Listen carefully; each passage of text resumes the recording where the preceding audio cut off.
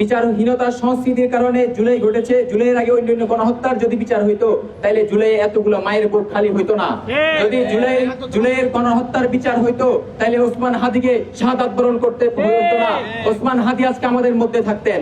এবং বিচারহীনতার আরো প্রতিফলন আমরা দেখতে পাই। আসিয়া সেই হত্যার বিচার না হওয়ার পরে আবার আমাদের কিছুদিন আগে রামিসা হত্যা হয়।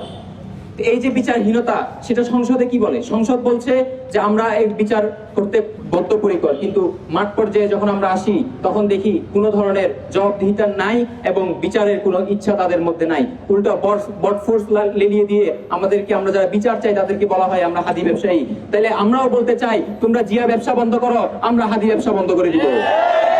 আরেকটা সরাসরি হুঁশিয়ারি দিতে চাই, যতদিন হাদি হত্যার বিচার হবে না আমরা সারা বাংলাদেশের জুলাই জনতা আমরা সবসময় হাদি ব্যবসা করে যাব, হাদিকে জীবন্ত রাখবো যাতে জুলাই জীবন থাকে ইনশাআল্লাহ। আসসালামু আলাইকুম রহমতুল্লাহ।